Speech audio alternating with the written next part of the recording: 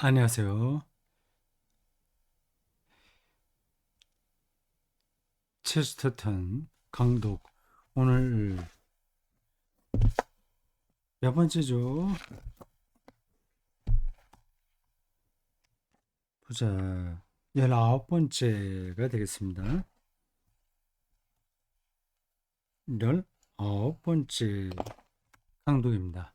새로운 장으로 들어갔습니다. 제 3장입니다. 제목이 좀 특이합니다.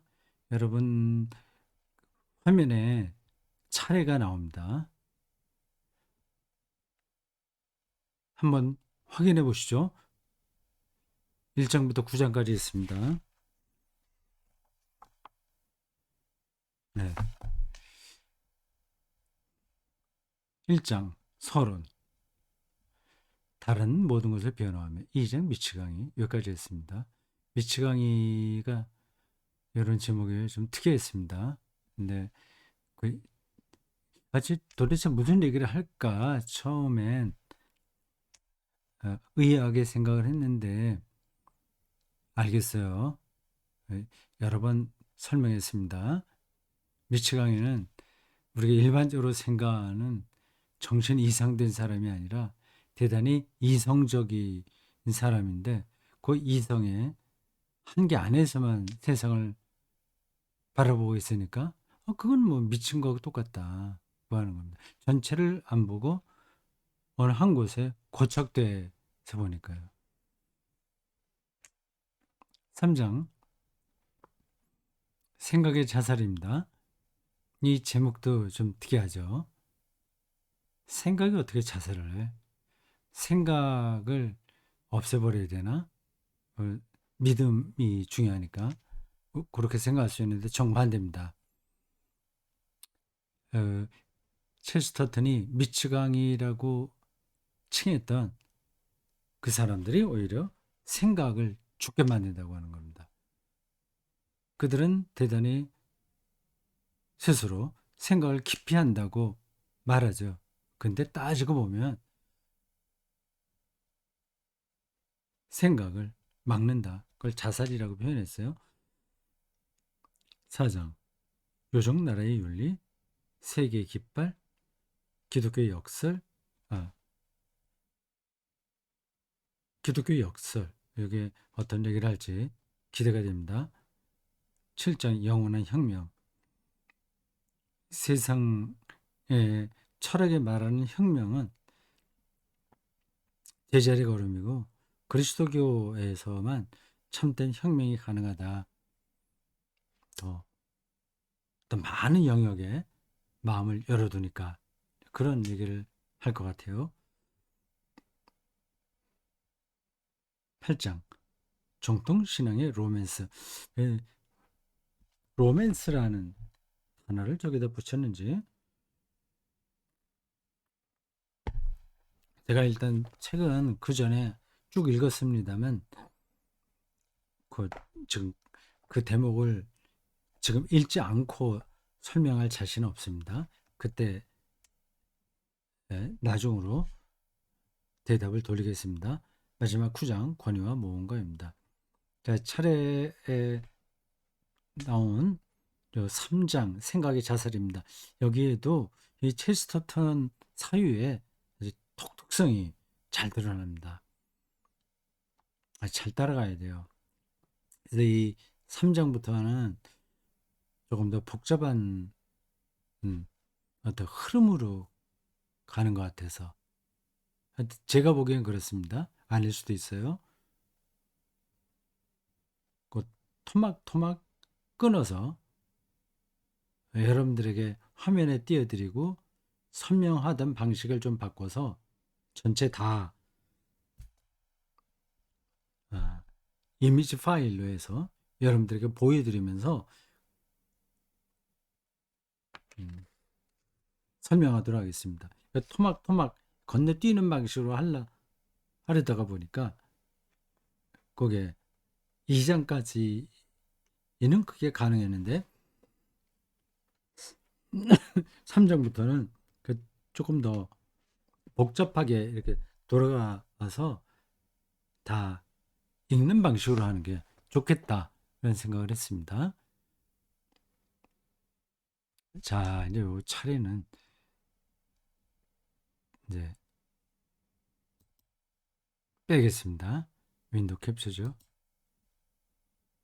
들어가고 새 3장 첫 번째 장입니다. 생각의 자살이에요. 그 첫째 쪽을 다 보여드리겠습니다. 이렇게 되어 있습니다.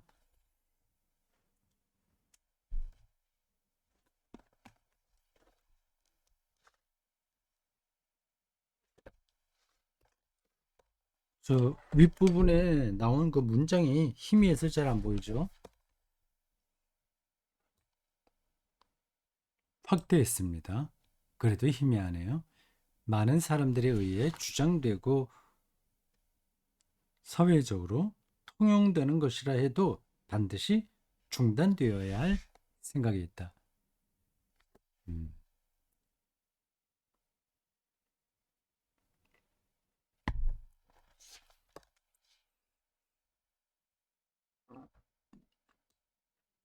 이러한 관점으로 자기 이야기를 끌어가겠죠. 봅시다. 공부한다는 생각으로 약간 재미없겠지만 어떤 분들에게는 또 어떤 분들은 재미있을 텐데 한자 한 문장씩 따라가 보도록 하겠습니다. 하다가 제가 볼 때 좀 그냥 건너뛰어도 되겠다 싶은 대목이 있으면 그냥 건너뛰도록 하겠습니다.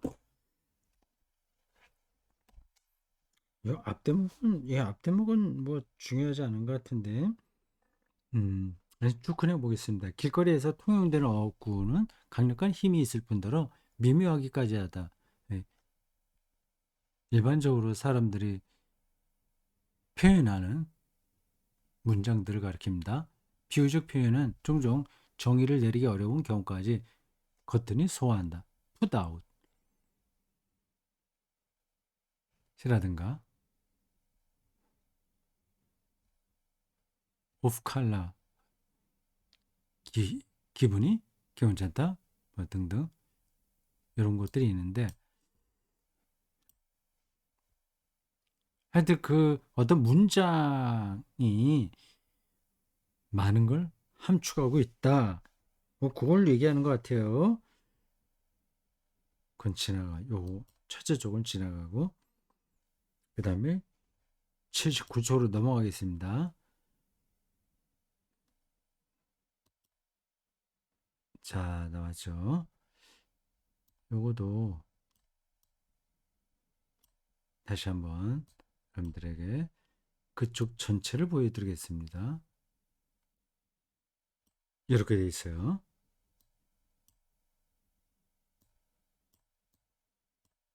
자, 이거를 폰트가 너무 작아서 안 보일 테니까 좀 넓히겠습니다. 예를 들어 내가 버나드 쇼 씨의 작품을 공정하게 묘사해야 한다면 버나드 쇼와 이 체스터턴이 논쟁을 많이 한 것 같습니다. 그 마음이 바른 곳에, 그는 영웅답게 넓고 관대한 마음을 갖고 있지만 그 마음이 바른 곳에 있지 않다고 말하는 것 이상으로 더 정확하게 표현할 길이 없다. 그리고 이는 우리 시대의 전형적인 사회를 묘사해주는 말이기도 하다. 대단히 지성적이고 관용도 있고 이해 폭이 넓은데 그 현대인들에게 나타난 그러니까 계몽되고 교육을 충분하게 받고 자기 수련이 된 그 사람들에게 나타나는 형태죠. 넓어요. 존경받을 만합니다. 그렇지만 마음이 바른 곳에 있지 않다.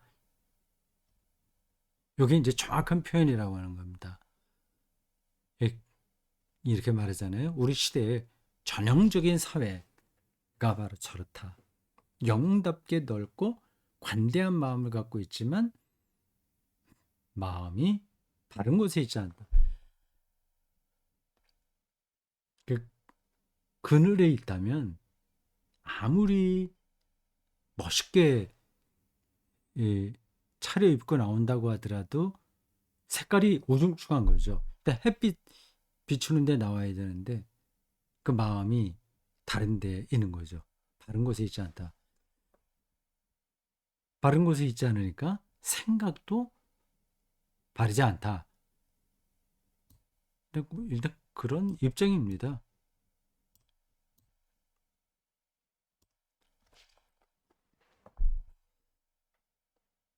제가 설교할 때 종종 표현하는 겁니다.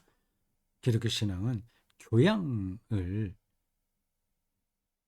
확산, 확대하는 데 있지 않다고 말이죠. 교양으로 우리가 구원받는 게 아니라고 얘기했습니다. 요 말하고 통하는 거예요. 교양은 굉장히 풍부한데 그의 영혼은 다른 데 있다는 겁니다. 그 다른 게 뭔지 그건 이제 기독교 밖의 세계를 얘기하는 거죠. 딱 끊어서 말을 한다면.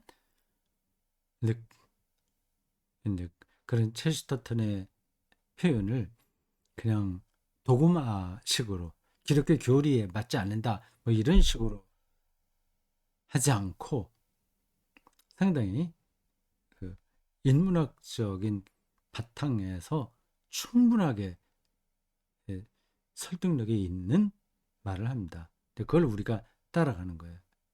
따라감으로써 우리의 생각도 더 풍요로워지게 됩니다. 풍요로워지죠. 이건 틀림없습니다.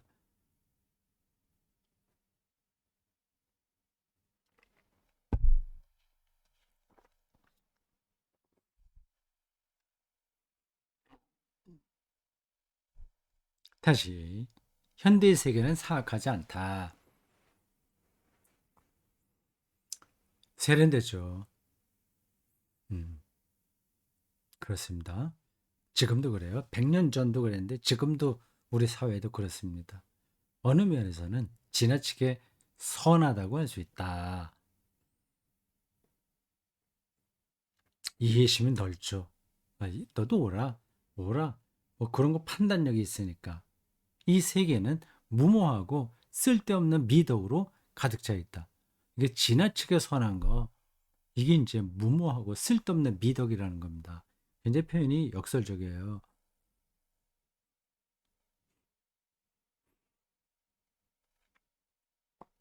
한 종교의 체계가 산산이 부서지면 기독교가 종교개혁 때 그랬던 것처럼 온갖 악덕만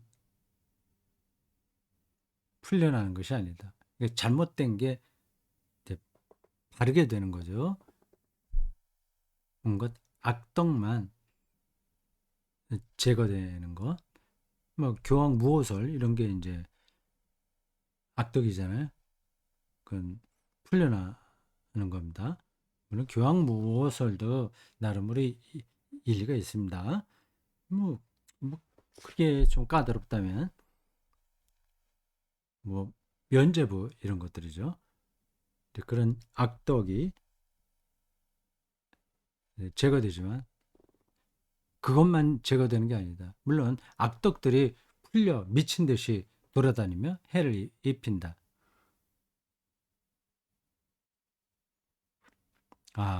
그 제가 설명을 약간 잘못한 것 같습니다. 악덕만 풀려나는 것이 아니다는 말은 그 나쁜 것들이 오히려 횡행하게 된다고 하는 건데, 체스터턴이 지금 어떤 사태를 앞에 놓고 저런 얘기를 하는지 조금 더 따라가 봐야 되겠습니다.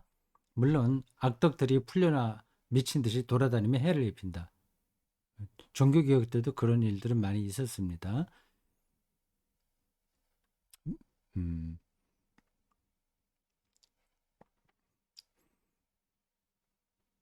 독일에서 일단 많이 그랬습니다. 종교개혁이 독일에서 출발했고 스위스도 이렇게 따라왔지만 굉장히 파괴적으로도 네, 영향을 미쳤습니다. 근데 뭐 윤조의 농민혁명 이런 것들이 거기에 해당한다고 하겠죠. 그런데 미덕들도 그와 동시에 풀려나서 또 미친 듯이 돌아다니며 끔찍한 해를 입힌다. 아, 이게 지금 이 악덕과 미덕 이런 것들을 그냥 우리 일반적으로 알고 있는 그런 차원에서 보면 안 됩니다. 현대 세계는 미친 상태에 빠진 옛 기독교 미덕들로 가득 차 있다. 뭐 너도 좋고 나도 좋고 뭐 다 좋아, 좋은 게 좋아, 뭐 이런 식으로요. 아유, 그것도 가톨릭도 잘못된 거 많이 있고 개신교도 잘못된 거 많이 있는데 뭐 우리가 잘못된 건 너무 그거 따지지 말고 다 이해하고 이렇게 넘어가자. 네, 그러한 입장인 거죠. 현대 세계는 미친 상태에 빠진 옛 기독교 미덕들로 가득 차 있다. 그 미덕들이 미치게 된 것은 서로에게 고립된 채 홀로 돌아다니기 때문이다. 전체 연관되지 않고 그 하나만 따로 돌아다니는 거죠. 그래서 일부 과학자들은 진리를 좋아하지만 그들의 진리는 무자비하고 일부 인도주의자들은 자비를 좋아하지만 그들의 자비는 종종 진리를 좇지 않은 것이다. 그렇죠. 음, 뭐, 네, 더 설명하지 않겠습니다. 이를테면 블레츠 포드 씨가 누구죠? 블레츠 포드 씨, 이 각주를 잠깐 보겠습니다. 1851년에서 1943년에 살았던 사람입니다. 장수했네요. 클레리언지의 편집자 체스터턴은 1903년에서 1904년에 걸쳐 그와 기독교에 관한 논쟁을 벌였다. 체스터턴이 이 사람 저 사람하고 논쟁을 많이 벌린 것 같습니다. 이 블래치포드 씨가 기독교를 공격하는 것은 기독교 미덕의 하나, 신비적이고 거의 비논리적인 박애의 미덕에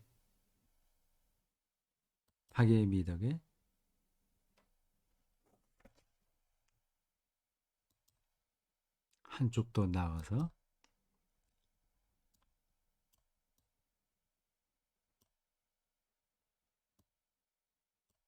대심이 붕괴하기 때문이다.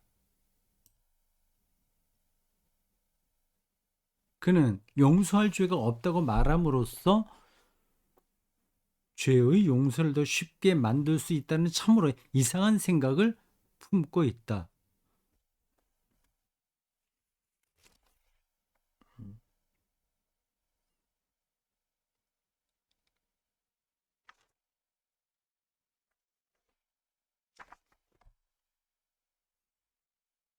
그는 초기에 그리스도인일 뿐만 아니라 그러니까 그리스도교의 미덕이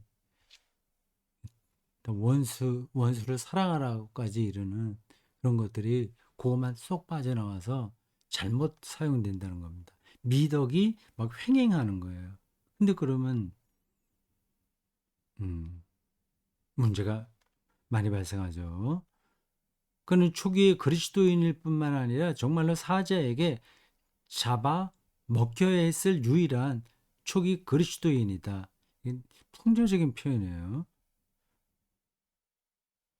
초기 그리스도의 미덕인데 뭐다뭐 용서해주는 그런 식으로 가게 된다면 결국 사자의 밥이 된다는 거죠. 왜냐하면 그의 자비는 곧 순전한 무정부 상태를 뜻한다는 이방인의 비난을 듣기에 안성맞춤이기 때문이다. 그는 너무나 인간적이기에 진정 인류의 적이다. 체스터튼의 글이 이렇습니다. 상당히 함축적이에요. 이런 문장을 어떻게 우리가 쉽게 이야기했어요. 너무나 인간적이기에 진정 인류의 적이다. 그러니까 원수를 사랑하라는 그러한 초기 그리스도교의 그 미덕을 그냥 끌어들여서 살아가기에 아주 인간적인 것 같지만 결국은 인간 삶을 파괴한다. 그 뜻인가요? 뭐, 아닌 것 같기도 하고 그런 것 같기도 하고 좀 더 진도를 나가보죠. 또 다른 극단은 즐거운 이야기나 마음의 치유에서 느끼는 인간적 즐거움을 일부러 절단내는 혹독한 현실주의자다. 토르케마다 이것도 사람이겠죠. 각주 한번 보겠습니다. 1420에서 1498년 종교개혁 시대 이전에 살았던 사람인데 스페인의 종교재판관이었다고 하네요. 이교도 탄압을 위해 가혹한 법안을 통과시킨 인물이다. 그래요.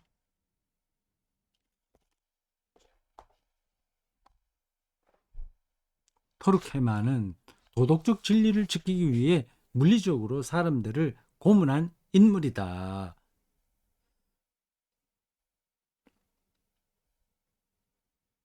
뭐 요즘식으로 말한다면 우리나라 그리스도의 경우에 한정하여 특히 좀 문자적이고 보수적인 그리스도교의 관점에서 본다면 동성애자들과 공산주의자들을 배제하려고 아주 강력한 법을 실행하는 거죠. 교회에서. 그런 사람은 교회 얼씬거리지 못하게 하는 겁니다. 그걸 고치지 않는 한 안 된다고 말하는 거죠. 도덕적 진리를 지키기 위해서 물리적으로 사람들을 고문하는 인물이다. 에밀 졸라는 에밀 졸라 요 사람은 이제 체스터턴 시대 사람이죠. 물리적 진리를 지키기 위해 도덕적으로 사람들을 고문한 인물이다. 그런데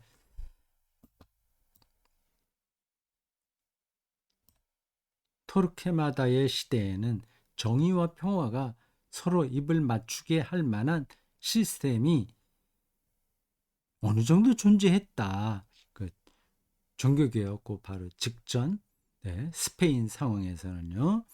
이제는 그 둘이 아예 고개도 숙이지 않는다. 하지만 진리와 자비의 관계에 관한 한 이 두 경우보다 훨씬 더 강력한 사례는 놀라운 겸손의 탈구 현상에서 볼 수 있다.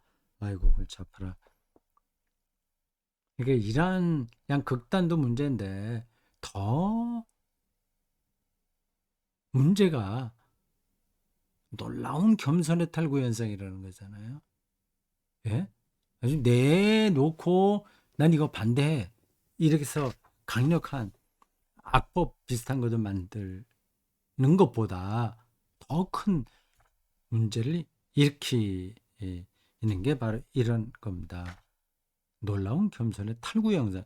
탈구는 뭐예요? 탈구 현상이 뭐가 빠진다는 건데 탈구됐다. 그 뼈가 여기 어깨뼈가 어깨 관절에서 빠지면 탈구됐다고 하잖아요. 겸손의 탈구 현상. 겸손하지 않다는 말을 하는 게 아닐 겁니다. 헬스터들이 뭐 그런 방식으로 생각하지 않아요. 겸손한 것 자체가 더 심각한 문제가 되는 겁니다. 근데 겸손이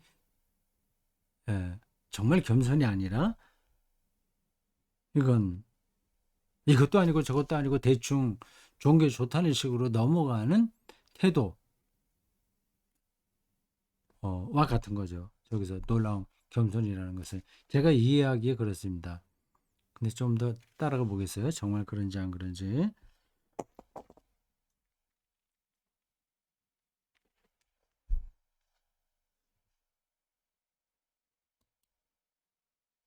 자, 그 다음 쪽입니다. 81쪽이에요.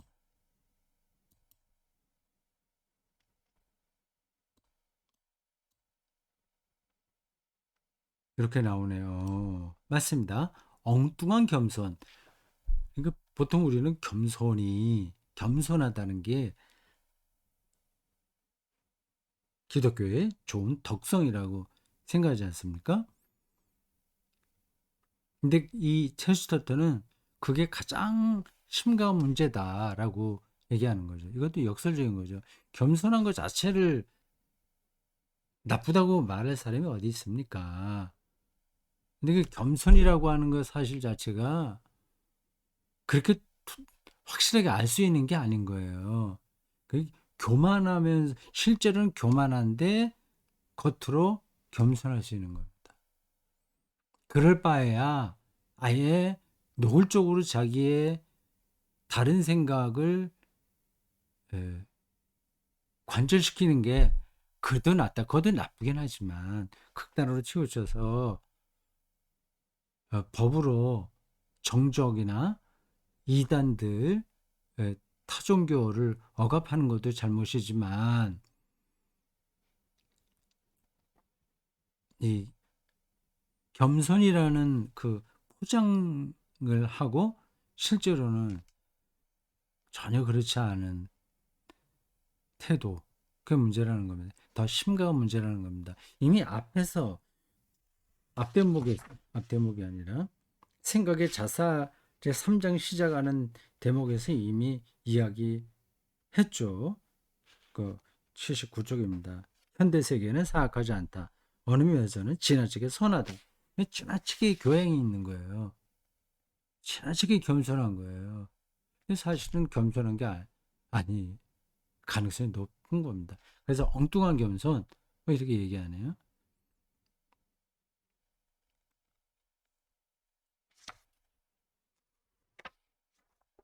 여기서 우리의 관심사는 단지 겸손의 한 측면이다. 겸손은 대체로 교만한 마음과 인간의 끝없는 욕망을 억제하는 것을 뜻했다. 그건 사전적인 의미예요. 인간은 늘 새로운 욕구를 찾는 바람에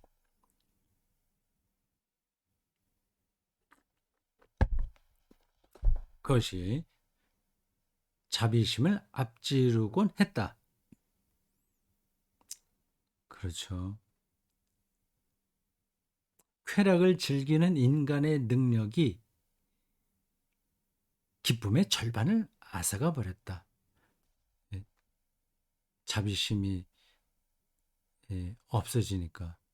그 맛있는 음식을 자기가 독차지하기 위해서 그것도 기쁨이잖아요. 많이 맛있는 걸 많이 먹는데 그럼 굶주리는 사람들을 생각을 못하죠. 그러니까 굶주리는 사람에게 먹을 것을 나눠주는 게 그또 기쁨이잖아요. 그 부분이 없어졌다는 겁니다. 즐거움을 요구함으로써 최고의 즐거움을 잃고 말았다. 아니 지금 저기서 나온 저 개념들이 어떤 저 용어들이 체스터턴이 살고 있던 시대의 심리학, 철학, 뭐 그런 데서 중요하다고 생각했던 요소들입니다.